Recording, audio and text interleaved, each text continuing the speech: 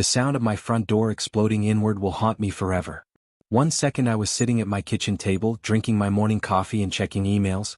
The next second my entire world turned upside down. Crash. Before you watch complete story, comment down from which country are you watching. Don't forget to subscribe. Wood splinters flew everywhere. The doorframe cracked like a gunshot. 2 men in dark uniforms stormed into my living room like they owned the place. My coffee mug hit the floor and shattered, hot liquid spreading across the tiles. Stay down. HOA enforcement. The first guy yelled, pointing at me with some kind of official-looking badge. He was tall, maybe 6 feet 2 inches, with the kind of buzz cut that screamed ex-military. His partner was shorter but built like a truck, wearing the same dark blue uniform with HOA Patrol written across the chest. My brain couldn't process what was happening. HOA enforcement? I've lived in this house for 3 years and we don't even have an HOA in this neighborhood. That's one of the reasons I bought here. No monthly fees, no stupid rules about what color I could paint my fence. There's been a mistake, I stammered, slowly raising my hands. I'm not part of any HOA. Shut up, the tall one barked. We've had multiple complaints about unauthorized structures on your property. You've got 48 hours to remove that shed in your backyard or face a $500 daily fine. What shed? I glanced toward my back door, confused. Yeah, I had a small storage shed back there, bought it at Home Depot 2 months ago, assembled it myself on a Saturday.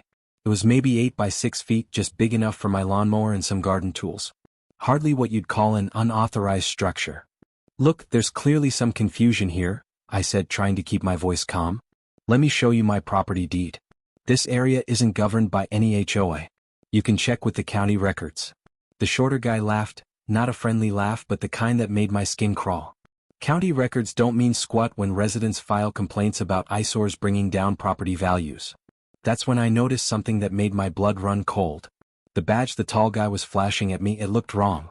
The lettering was off-center, the metal looked cheap, and there was no official seal or badge number.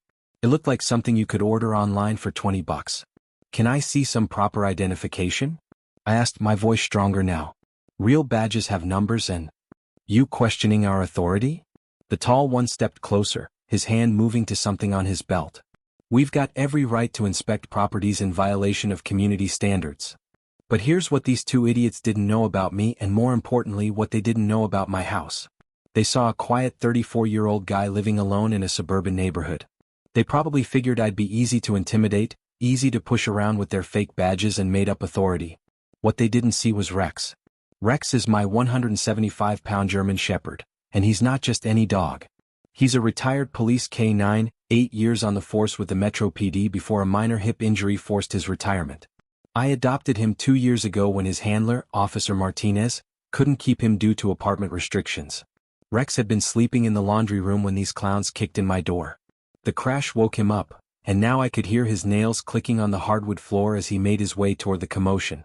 The thing about retired police dogs, they never really retire. The training stays with them forever. Rex could smell aggression, sense threats, and read situations better than most humans. And right now, every instinct he'd developed over 8 years of police work was telling him that 2 strangers had just invaded his territory and were threatening his family. I saw him first, a massive shadow moving through the hallway, completely silent. Rex wasn't barking or growling. That should have been their first clue that something was very, very wrong. Police dogs don't announce their presence when they're working. They assess, they position, and then they act. Like I said, the tall fake cop continued, completely oblivious to the 175 pounds of trained muscle creeping up behind him. You've got 48 hours to remove that shed or... Rex appeared in the doorway like a ghost made of fur and fangs. The transformation was instant. 1 second he was my sleepy morning cuddle buddy who liked belly rubs and tennis balls. The next second he was Officer Rex, badge number K47, Metro Police Department. His ears were forward, his body was low and coiled, and his eyes had that laser focus that meant business. The shorter fake cop saw him first. Holy shit, he whispered, all the color draining from his face. That's a big dog. Easy boy, the tall one said, his voice suddenly much less confident. We're just here on official business. Rex tilted his head slightly, not because he was confused but because he was calculating angles. Where to position himself. How to control the situation. Which target posed the bigger threat.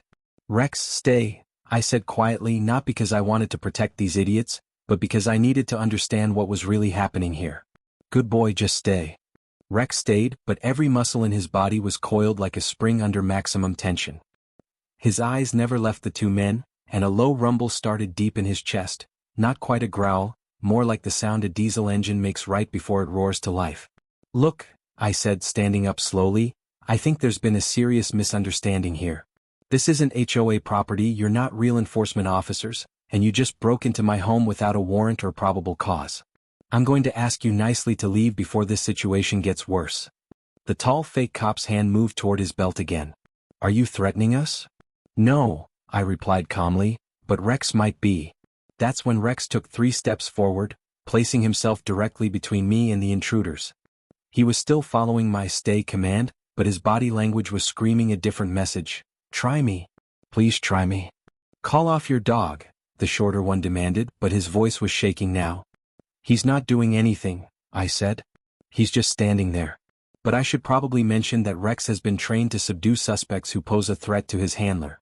He's also been trained to recognize fake authority figures. It was part of his narcotics work. Something about drug dealers who dress up like cops. The tall fake cop's eyes narrowed. "You're bluffing." I shrugged. "Rex, show them your credentials." On the word credentials, Rex shifted into what his old handler called presentation stance.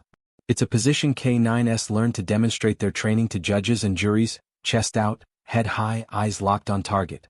It's impressive when you see it in a courtroom. It's absolutely terrifying when you're on the wrong side of it in someone's living room. "Jesus Christ," the shorter fake cop breathed. "That's a real police dog." I corrected. "Now he's a homeowner protection specialist. And Rex takes his job very seriously." The two men exchanged glances and I could see the wheels turning in their heads. Whatever scam they were running, whatever they were trying to pull, it wasn't worth tangling with a trained police dog.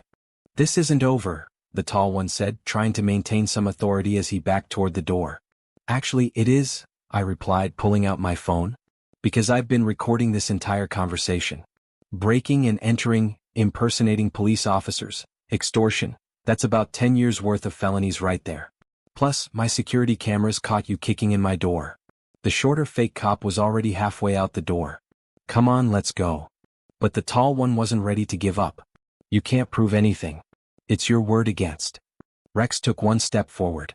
Just 1 step. But that step contained 8 years of police training, 175 pounds of muscle, and a message that didn't need translation. "I dare you to finish that sentence."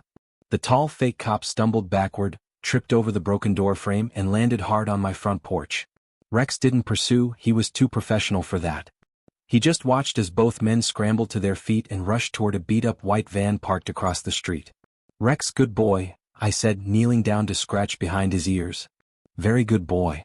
His tail wagged once, just once, before he settled back into alert mode, watching the van speed away down the street. I called 911 immediately. The Real police arrived within 10 minutes, and they were very interested in my security footage. Turns out these two weren't just random scammers. They were part of a larger operation that had been targeting homeowners across 3 counties, using fake HOA authority to extort money for violations and fines. Detective Sarah Chin, who took my statement, shook her head as she watched the security footage. "These guys have been on our radar for months. They usually target elderly residents or single women, people they think won't fight back." "Well, they picked the wrong house today," I said. She laughed. "I'd say so. Is that really a retired police dog?" Rex was lying on his bed in the corner, gnawing on a rawhide bone like nothing had happened. But his ears were still alert, still listening to every word. 8 years with Metro PD, I confirmed. Narcotics and suspect apprehension. He's earned his retirement, but old habits die hard. "Lucky for you," Detective Chin said. "These guys have gotten violent before when homeowners refused to pay. Your dog probably saved you from a much worse situation." 3 weeks later, I got a call from the district attorney's office. They'd arrested 5 people in connection with the fake HOA scam, including my 2 morning visitors. Apparently, my security footage and Rex's intimidation factor had convinced the shorter fake cop to turn state's evidence in exchange for a reduced sentence. The tall one, whose real name was Marcus Webb, had a record going back 15 years. Fraud, extortion, assault, even impersonating a federal officer once. He was looking at serious prison time. "Your case was the break we needed," the prosecutor told me. "Most victims were too scared to come forward, or they paid the fake fines and never reported it. but your footage and your testimony gave us everything we needed to take down the whole operation. I testified at the trial 6 months later. Rex came with me to the courthouse, not as evidence but for moral support. When Marcus Webb saw Rex sitting quietly beside the witness stand, his face went white. The defense attorney had to ask for a brief recess. Webb eventually pled guilty to avoid a trial. He got 8 years in state prison. The shorter guy who cooperated got 2 years in probation. The judge, a stern woman in her 60s, made a point of acknowledging Rex during the sentencing. "While I can't officially recognize the defendant's canine deterrent in my judgment," she said with a slight smile, "I will note that this case demonstrates the value of proper home security measures." After the trial, Detective Chin introduced me to Officer Martinez, Rex's former handler. He was a compact guy in his 40s with kind eyes and strong hands that Rex immediately recognized. "How's he doing?" Martinez asked, kneeling down to Rex's level. "Living the good life," I replied. "Sleeping late, eating well, protecting the homestead." Martinez laughed. "Sounds about right. Rex always was the best judge of character on the force. If those guys had been legitimate, he would have stayed calm. But fake authority? Rex could smell that from a mile away." "How did he know?" "Training," Martinez explained. "Real cops move differently, smell different, carry themselves different. Rex spent years learning to distinguish between real authority and people just playing dress-up. Drug dealers used to try the fake cop trick all the time. We kept in touch after that. Martinez would come by every few months to visit Rex, bringing tennis balls and stories from the old days. Rex always perked up when he saw his former partner, but he was happy with his retirement life. As for me, I kept the security cameras and upgraded my door locks. Not because I was paranoid, but because I'd learned something important that day. Sometimes the people who claim to have authority are the ones you need to worry about most. The shed is still in my backyard, by the way. Turns out there's no law against storage sheds in residential areas, never was. The whole violation was just part of the scam to justify their fake authority. I added a sign to the shed last month. It reads, "Protected by 175 pounds of retired police K9. Rex thought it was hilarious. Well, as hilarious as a German Shepherd can find anything. His tail wagged when I showed it to him, which in Rex language means approved. The neighborhood has been very quiet since then. Word gets around fast in suburban communities, and apparently the story of the fake HOA cops and the police dog has become local legend. Kids sometimes walk by just to get a glimpse of Rex through the fence. He enjoys the attention, but he takes his security duties seriously. Every morning he does a perimeter check of the yard. Every evening he positions himself where he can see both the front and back doors. Old habits. Sometimes I wonder what would have happened if Rex hadn't been there that morning. Would I have been intimidated into paying fake fines? Would the situation have turned violent when I refused? Would these scammers still be out there targeting other innocent homeowners? I'll never know for sure, but I do know this. The best security system isn't cameras or alarms or reinforced doors. It's 175 pounds of trained loyalty who knows the difference between real authority and fake intimidation. Rex is getting older now, he's almost 12, which is ancient in German Shepherd years. His hip bothers him sometimes and he sleeps more than he used to. But when it matters, when his family needs protection, he's still Officer Rex, badge number K47. And anyone thinking about kicking down my door had better remember that.